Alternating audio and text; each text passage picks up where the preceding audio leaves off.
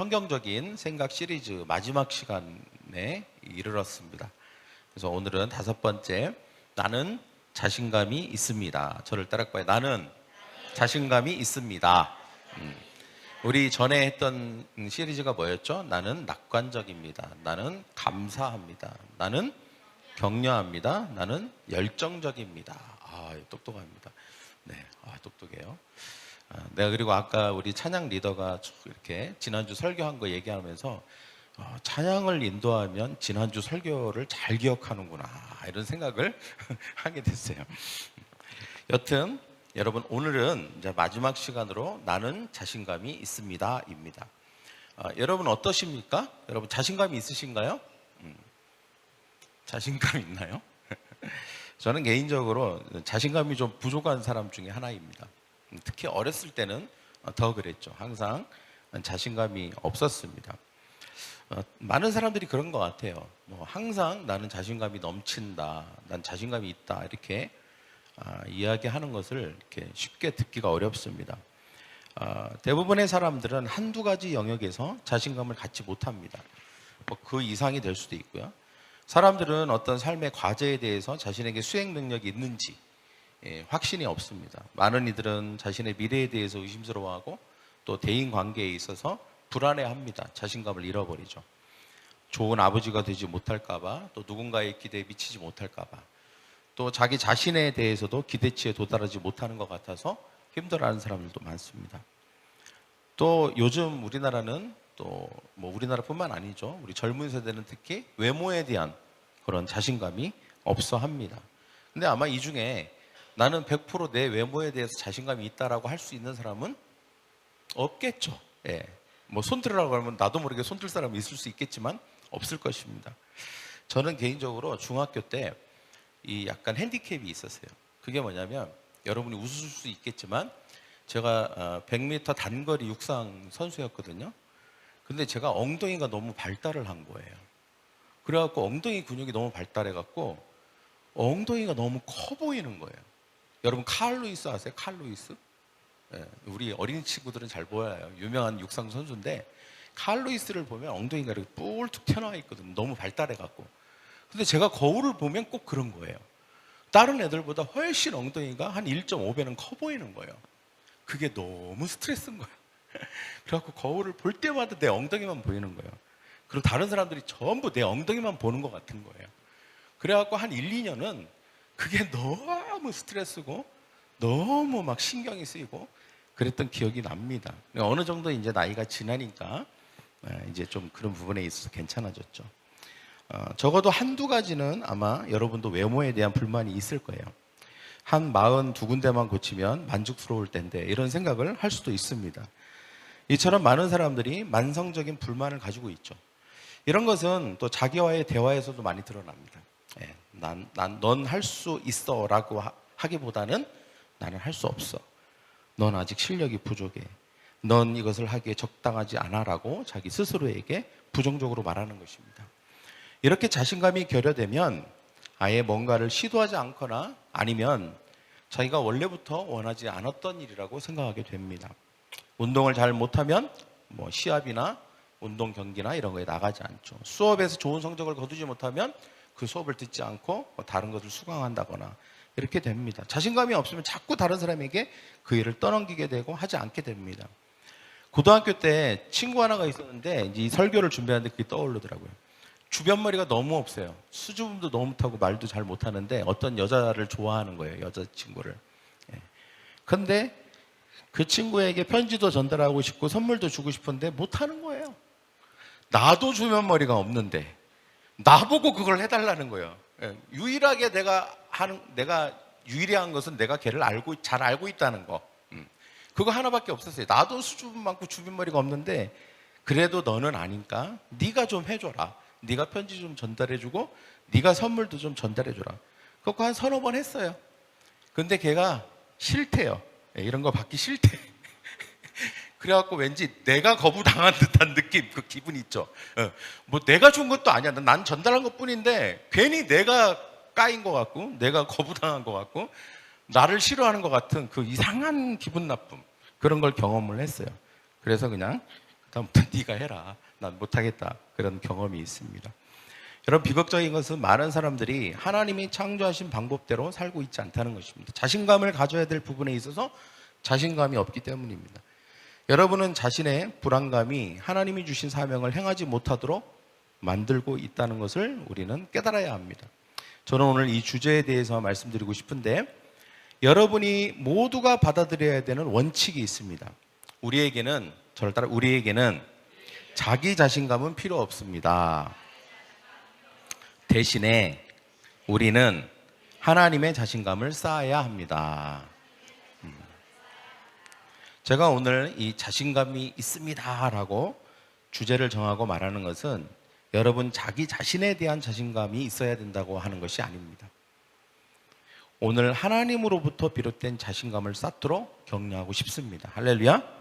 고린도전서 10장 12절에서 바울이 이것을 말하고 있는데요. 같이 읽어봅시다. 시작. 자신에 대한 신뢰는 버리십시오. 그런 것은 전혀 도움이 되지 않습니다. 오히려 하나님께 대한 신뢰를 기르십시오. 여러분, 자기 자신에 대한 자신감은 버리십시오. 그리고 하나님으로부터 온 자신감을 기르십시오. 그런 저와 여러분이 되기를 간절히 축복합니다. 우리는 자기 자신에 대한 자신감은 잃어버리는 것이 낫습니다.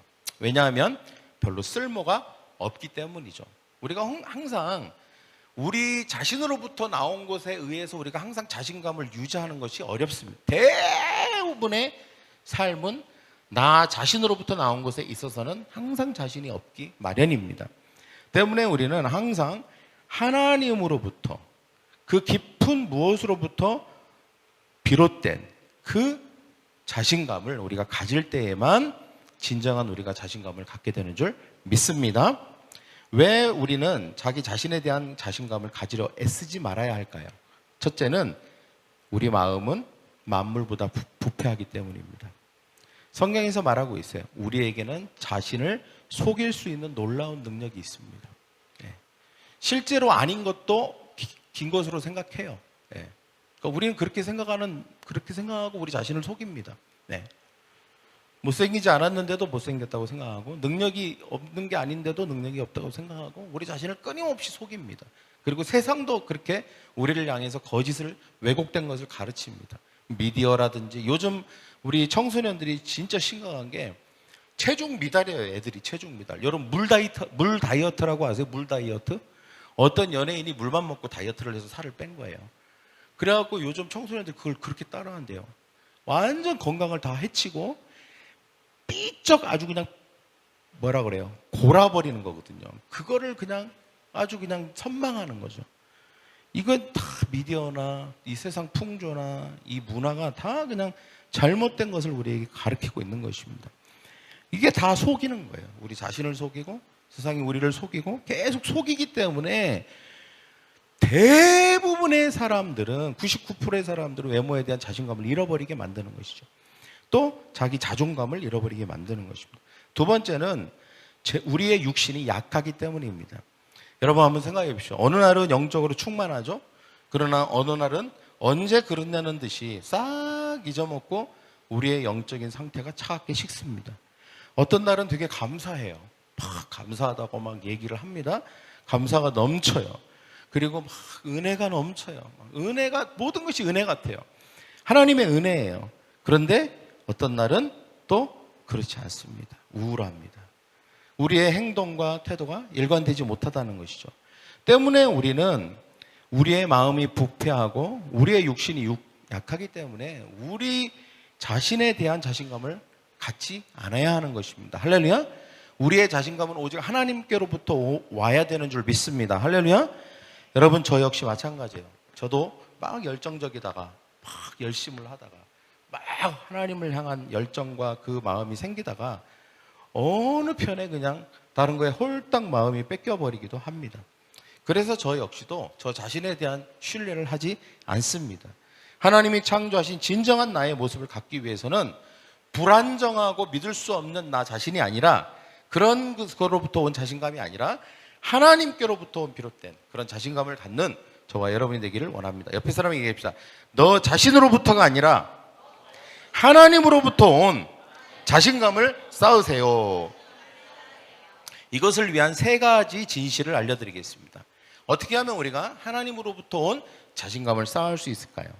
그리고 그 자신감을 쌓기 위한 기초는 무엇일까요?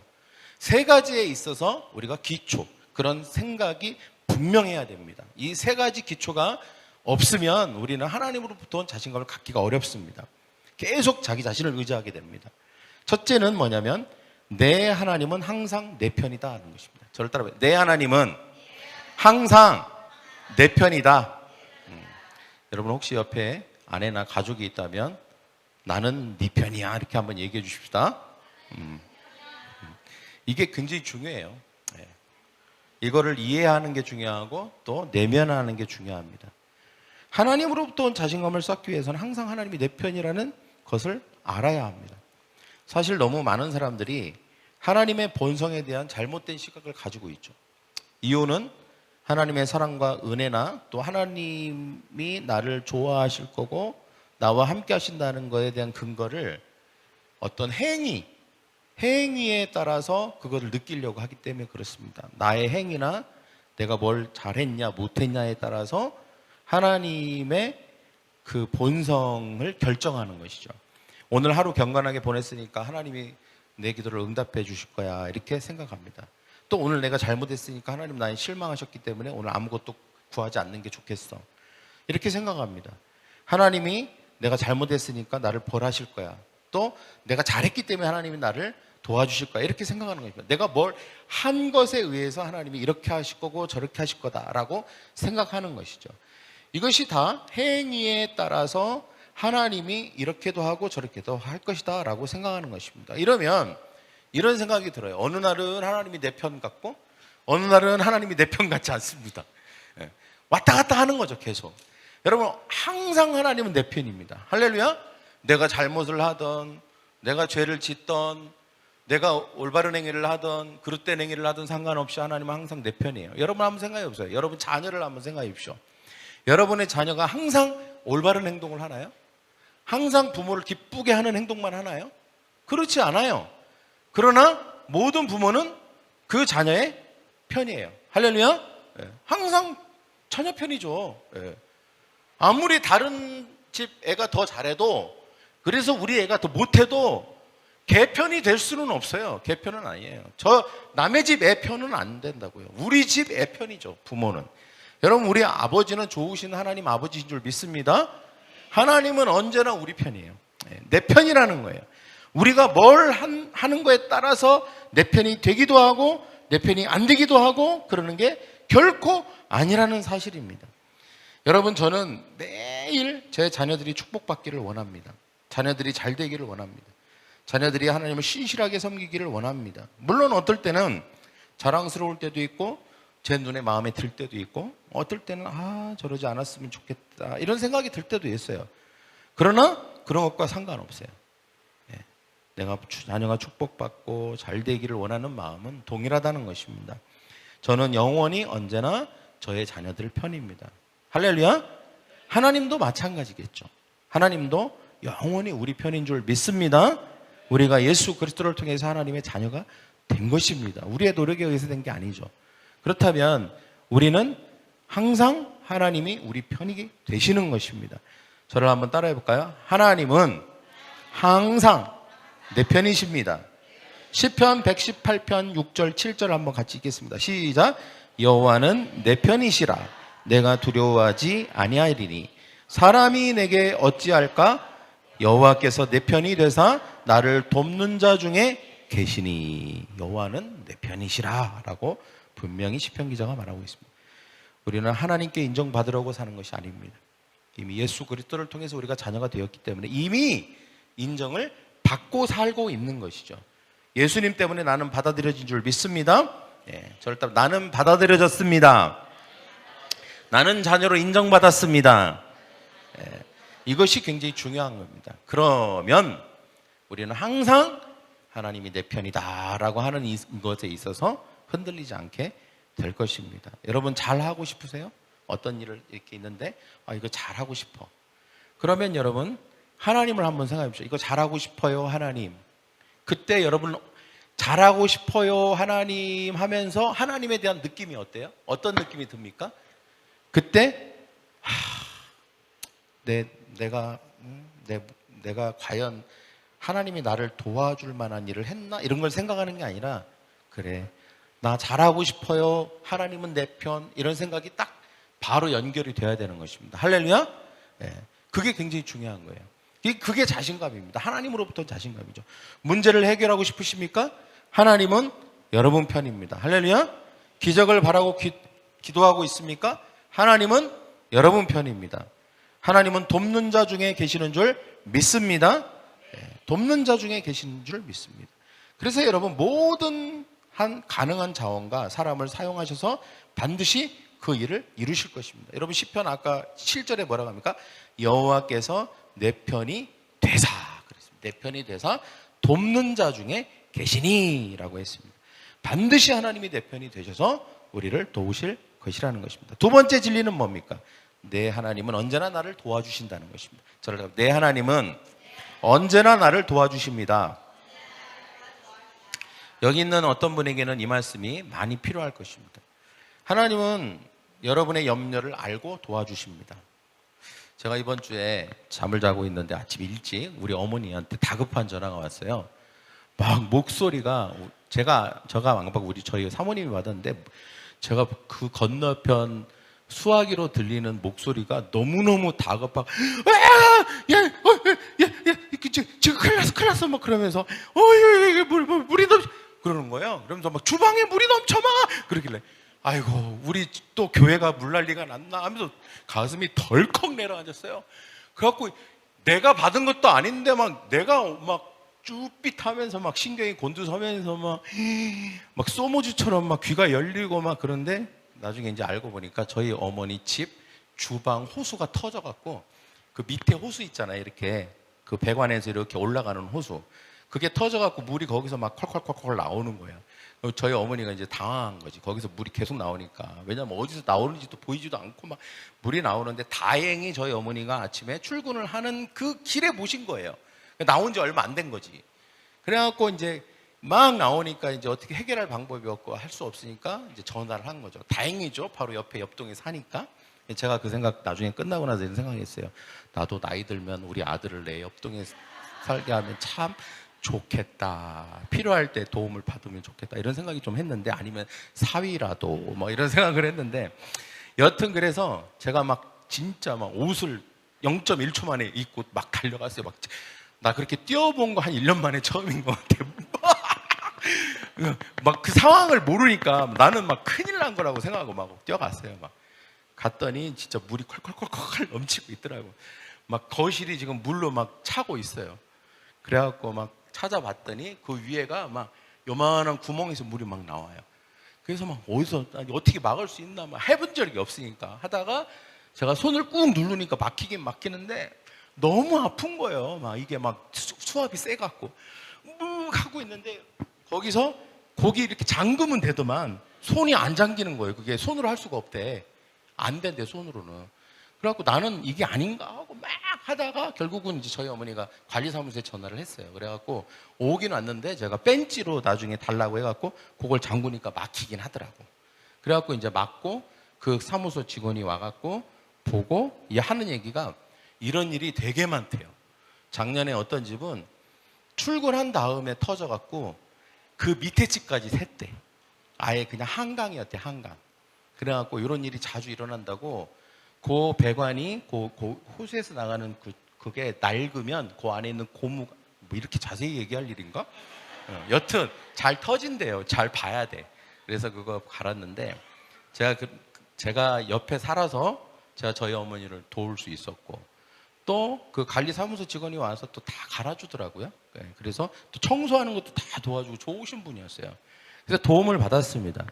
자, 아까 우리가 읽었던 여호와께서 내 편이 되사 나를 돕는 자들 중에 계신다라고 하는 이 말씀, 여러분, 저희 어머니에게 있어서 저는 물론 아들이긴 하지만 돕는 자로서, 그러나 하나님은 돕는 자 중에 계신 줄 믿습니다. 할렐루야. 또 우리 관리사무소 직원도 돕는 자 중에 그 돕는 자이긴 하지만 돕는 자 중에 또 하나님이 계신 거라고 믿습니다. 아주 작은 일이지만 분명한 사실 하나는 우리가 알아야 됩니다. 하나님은 우리가 어떤 일을 만나도 어떤 가운데에서도 우리를 도와주세요. 그리고 돕는 자 중에 계신다는 사실을 꼭 기억해야 합니다. 그래야 우리가 불안해하지 않습니다. 그리고 자신감을 가지고 살 수 있습니다. 히브리서 13장 5절 6절에도 보면 6절에 같이 읽겠습니다. 시작. 그러므로 우리가 담대히 말하되 주는 나를 돕는 이시니 내가 무서워하지 아니하여. 돕는 이시다라고 분명히 말하고 있습니다. 여러분, 결혼 생활에 어려움이 있습니까? 경제 생활에 어려움이 있는가요? 분명히 하나님 도우십니다. 그리고 공급자가 되시는 줄 믿습니다. 뭔가 새로운 도전을 하고 계신가요? 하나님이 지혜를 주실 줄 믿습니다. 뭔가 좀 말을 잘해야 되는 상황이 있습니까? 하나님이 우리의 성령이 임하셔서 우리의 혀를 학자의 혀같이 만들어 주실 줄 믿습니다. 그래서 우리가 모든 상황 속에서 하나님 우리를 도와주세요. 근데 우리가 한 가지 꼭 알아야 될 게 있습니다. 그 상황에서는 마치 하나님이 우리를 도우셨나 안 도우셨나 잘 모를 때가 있어요. 네. 그런데 우리가 항상 한번 지금 생각해 보세요. 지나고 과거를 한번 돌이켜 보면 분명히 하나님이 도우셨다는 게 보여요. 그죠?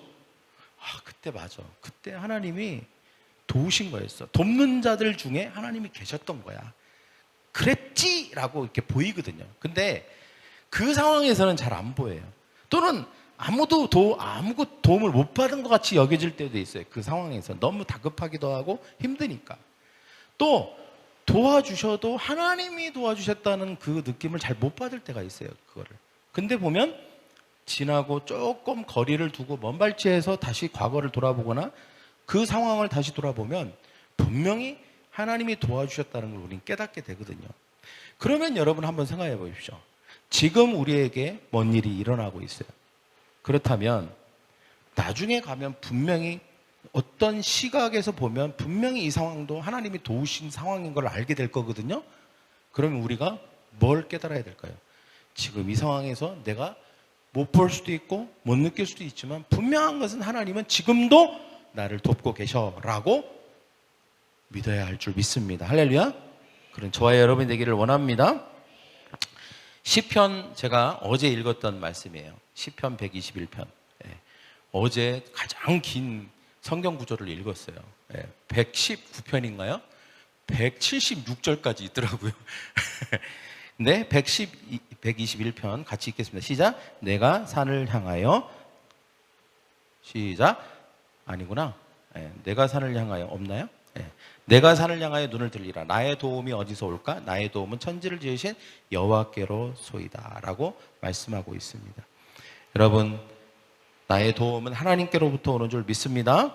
세 번째는 우리가 하나님으로부터 자신감을 갖기 위해서는 세 번째가 뭐가 중요하냐면 내 하나님은 여전히 내 안에서 일하고 계신다라고 하는 것을 믿는 것입니다.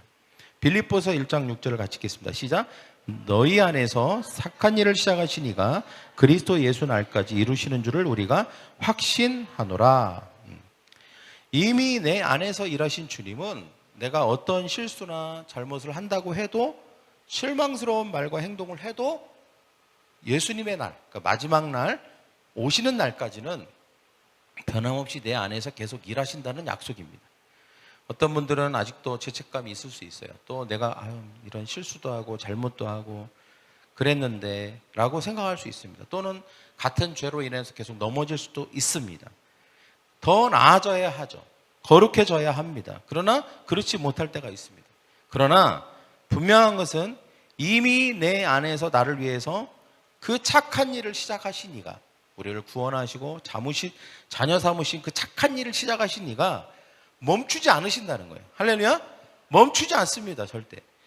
여러분, 우리가 자녀를 한번 삼으면 멈추나요? 마음에 안 든다고 멈추나요? 너 이제부터는 내 자식 아니야. 화가 나면 그렇게 얘기할 수 있겠죠. 그러나 멈추지 않습니다. 주님도 그래요.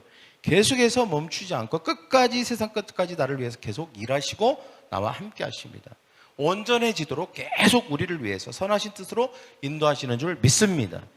우리 중에 충분하다고 느끼는 사람은 아무도 없습니다. 많은 부분에 있어서 우리는 부족하다고 느낍니다. 저 역시도 마찬가지예요. 제가 여러분이 볼 때 목사님 항상 만족하신 것 같아 이렇게 생각할지 모르지만 그렇지 않습니다.